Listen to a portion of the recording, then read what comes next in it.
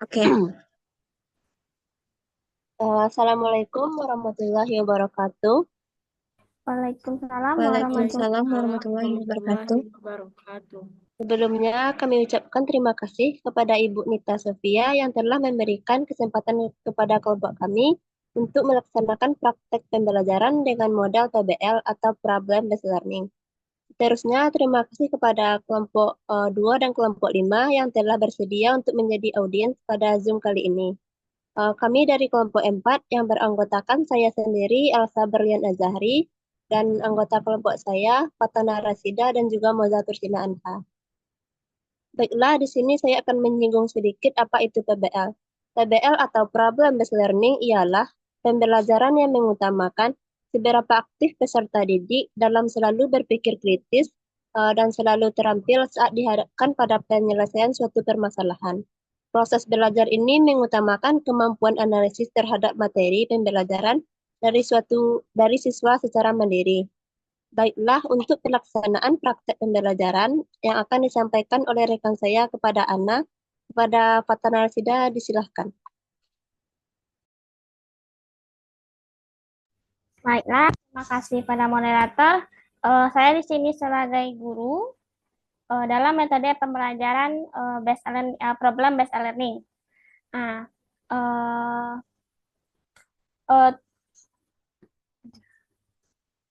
eh, pagi ini kita akan membahas topik penting dalam akuntansi yaitu laporan laba rugi dan penghasilan komprehensif lainnya. Topik ini tidak hanya membantu kalian memahami bagaimana perusahaan mencatat keuntungan dan kerugian, tapi juga bagaimana informasi itu bisa mempengaruhi keputusan para pemakai laporan. Tujuan pembelajaran kita hari ini yaitu menyebutkan eh, pengertian pengguna laporan laba rugi dan penghasilan komprehensif. Yang kedua, menyebutkan komponen laba rugi, laporan laba rugi dan penghasilan komprehensif. Yang terakhir itu menyajikan bentuk format laporan laba rugi dan penghasilan komprehensif. Sebelum kita masuk pada pembahasan materi lebih dalam, saya ingin kalian menyimak terlebih dahulu sebuah video. Saat menonton, silakan amati baik-baik isi videonya yang nantinya akan saya minta masing-masing dari kalian menyampaikan pendapat atau tanggapan singkat tentang apa yang kalian dapat dari video tersebut. Bisa berupa pemahaman, pertanyaan, atau hal menarik yang kalian temukan. Oke, sekarang silakan ditonton dulu dan nantinya kita lanjutkan diskusi bersama.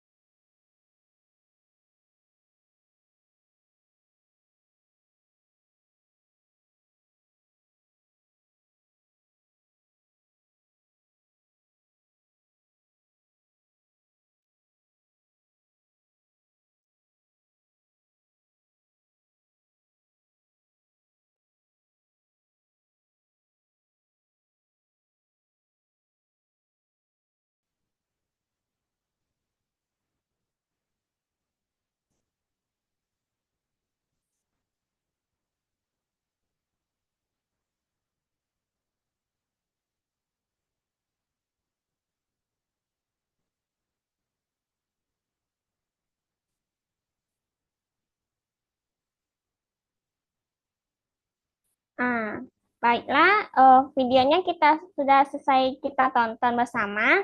Sekarang saya ingin bertanya dan mendengar pendapat kalian. Eh, Apa yang kalian amati dari setelah menonton video tadi? Ada yang silakan kepada Naila. Baik, Ibu. Yaitu laba rugi, Bu. Laba rugi itu sendiri adalah hasil akhir dari kegiatan usaha dalam suatu periode yang menunjukkan apakah suatu usaha mendapatkan keuntungan atau mengalami kerugian. Laba terjadi kalau pendapatan lebih besar daripada beban, sedangkan rugi terjadi kalau beban lebih besar daripada pendapatan. Laporan menampilkan informasi ini disebut laporan laba rugi yang biasanya dibuat setiap bulan, triwulan, atau tahun. Sekian, Bu. Benar ya, Naila. Kita kasih applause untuk Naila. Selanjutnya itu, mengapa penting memahami konsep laba rugi dalam kehidupan sehari-hari? Ada yang bisa kasih pendapatnya? Pada Reva Familia, silakan. Baik, Bu. Kalau menurut Reva, Bu, karena kalau kita paham untung dan rugi, kita bisa lebih pintar ngatur uang, Bu. Jadi tahu mana yang bikin boros dan mana yang bikin untung. Misalnya pas jualan atau belanja, kita bisa mikir dulu sebelum beli atau jual, biar nggak rugi. Ini juga membantu kita untuk membuat keputusan yang lebih baik soal uang, Bu. Sekian menurut pendapat Reva, Bu. Baik, Reva. Kita kasih hapus juga untuk Reva. Yang terakhir itu berikan contoh situasi sehari-hari di mana seseorang mengalami keuntungan. Siapa yang bisa angkat tangan?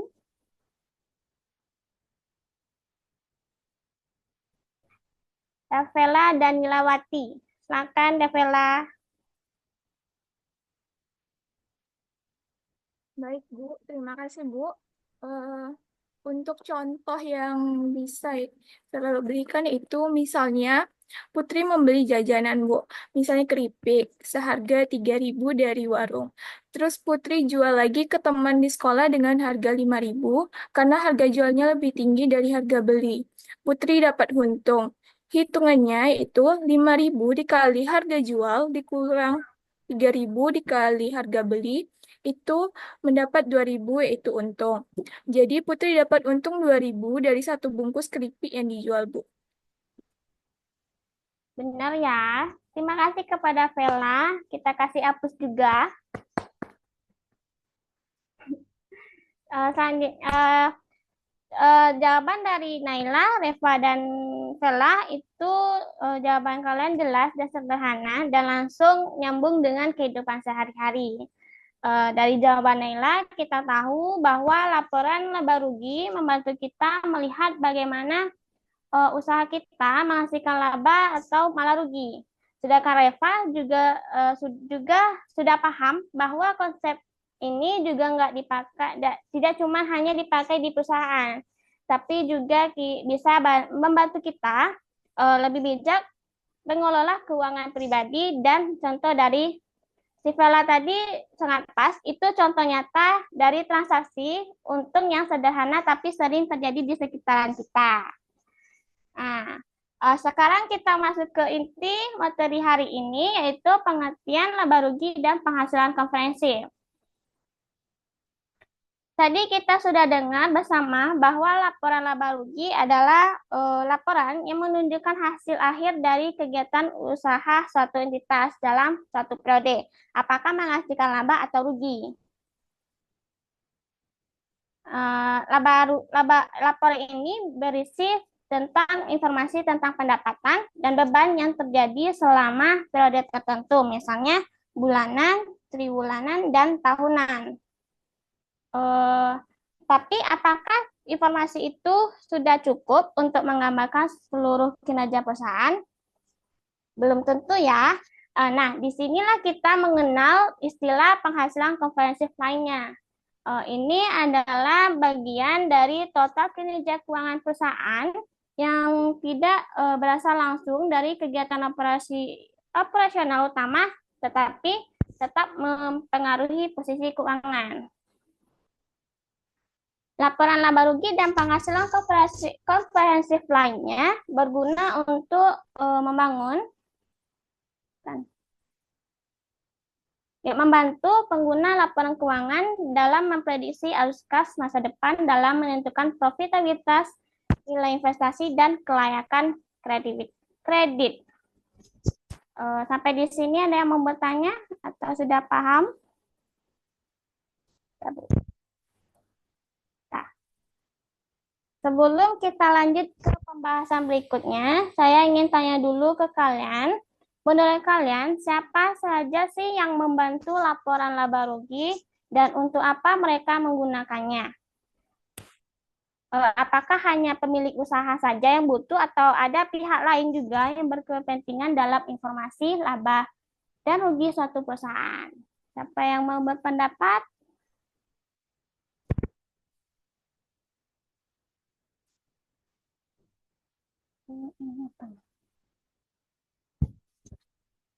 Baik, kepada Vela, silakan. Baik, Bu. Pihak yang membutuhkan laba rugi itu ada pemilik atau manajemen perusahaan, dikarenakan untuk mengevaluasi kinerja usaha, apakah usahanya untung atau rugi. Yang kedua, investor, untuk menilai apakah perusahaan layak untuk ditanamkan modal. Yang ketiga, kreditur atau bank, itu untuk menilai kemampuan perusahaan dalam membayar utang atau pinjaman. Oke, terima kasih kepada Vela. Jawabannya sangat baik ya. Laporan laba rugi sangat penting karena memberikan gambaran tentang kinerja suatu perusahaan. Pengguna utama laporan ini adalah manajemen, investor, kreditor, dan pihak-pihak lainnya yang membutuhkan informasi mengenai profitabilitas perusahaan. Manajer menggunakan laporan ini untuk pengambilan keputusan operasional. Sementara investor dan kreditor menggunakannya untuk menilai kesehatan finansial perusahaannya. Penting bagi kita untuk memahami siapa saja yang menggunakan laporan ini agar bisa menyusun laporan dengan jelas dan akurat sesuai dengan kebutuhan mereka. Selanjutnya kita masuk pada materi komponen laporan laba rugi dan penghasilan komprehensif lainnya.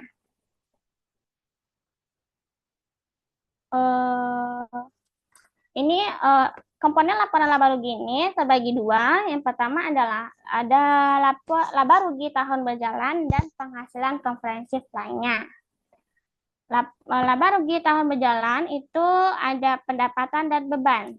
Pendapatan itu sendiri adalah kenaikan manfaat ekonomi selama suatu periode akuntansi yang menyebabkan kenaikan aset neto atau ekuitas. Contohnya pendapatan jasa, penjualan, pendapatan sewa, pendapatan beban, pendapatan dividen, dan lain-lainnya.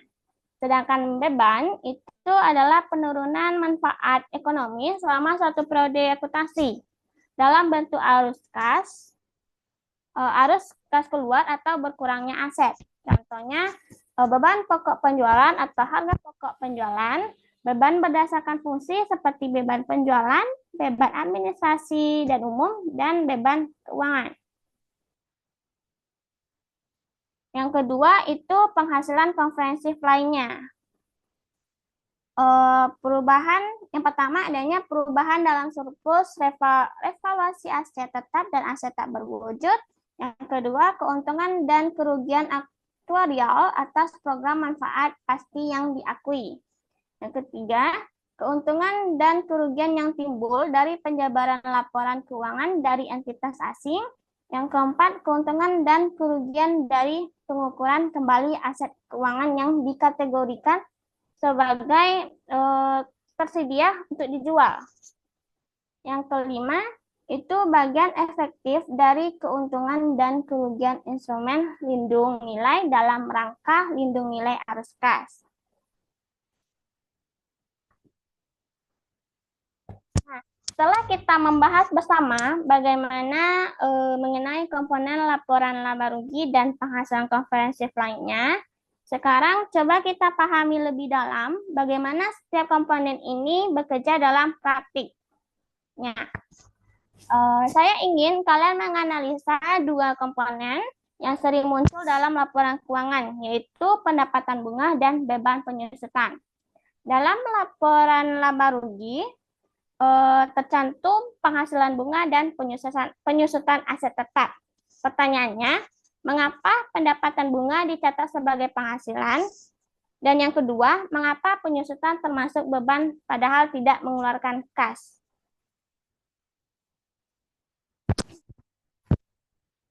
Baiklah, mungkin dari kalian ada yang mau mengeluarkan pendapatnya dari dua pertanyaan tersebut.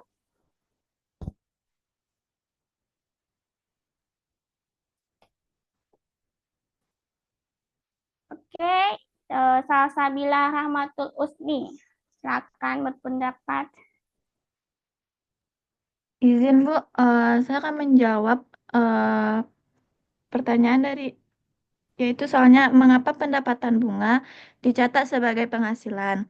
Menurut pendapat saya yaitu pendapatan bunga dicatat sebagai penghasilan karena merupakan kenaikan manfaat ekonomi yang dihasilkan dari investasi atau simpanan perusahaan, seperti deposito atau obligasi. Pendapatan bunga ini juga menambah aset perusahaan atau kas atau piutang bunga dan meningkatkan ekuitas sehingga memenuhi definisi penghasilan menurut standar akuntansi. Sekian pendapat dari saya, Bu. Terima kasih. Baiklah, terima kasih Salsabila atas jawabannya. Kita kasih aplaus untuk Salsabila. Baiklah, pertanyaan yang kedua. Mengapa penyusutan termasuk beban padahal tidak mengeluarkan kas? Siapa yang mau berpendapat? Oke, Putri Lorenza. Baik Bu, terima kasih Bu. Di sini saya akan menjawab tentang mengapa penyusutan termasuk beban padahal tidak mengeluarkan kas. Penyusutan merupakan beban karena mencerminkan penurunan manfaat ekonomis dari aset tetap seperti bangunan, mesin, kendaraan seiring waktu akibat penggunaan atau keusangan. Walaupun tidak mengeluarkan kas secara langsung, penyusutan tetap dicatat untuk mengalokasikan biaya aset secara sistematis selama umur manfaatnya dan mencerminkan kondisi keuangan perusahaan secara lebih akurat. Sekian jawaban dari saya, Bu. Terima kasih kepada Putri Lorenza. Kita kasih aplaus juga untuk Putri. Jawaban dari Putri dan Salsa itu sudah benar dan bagus ya. Sudah menunjukkan pemahaman yang tepat. Memang benar bahwa pendapatan bunga itu tidak menambah aset atau meningkatkan ekuitas. Jadi dicatat sebagai penghasilan. Ini biasanya berasal dari investasi perusahaan, misalnya simpanan di bank atau obligasi. Nah, untuk penyusutan, walaupun tidak keluar kas secara langsung, tetap harus kita akui sebagai beban. Karena aset tetap seperti mesin atau kendaraan nilainya akan menurun seiring waktu. Nah, penyusutan ini penting supaya laporan keuangan tetap mencerminkan nilai aset secara realistis dan tidak terlalu menggelembung. Kalian bisa bayangkan kalau tidak adanya penyusutan, laba perusahaan bisa tampak lebih tinggi dari kenyataan, padahal itu tidak mencerminkan kondisi sebenarnya. Baiklah, selanjutnya kita masuk pembahasan mengenai bentuk laporan laba rugi dan penghasilan komprehensif. Secara umum terdapat dua bentuk yang digunakan dalam penyusunan laporan ini, yaitu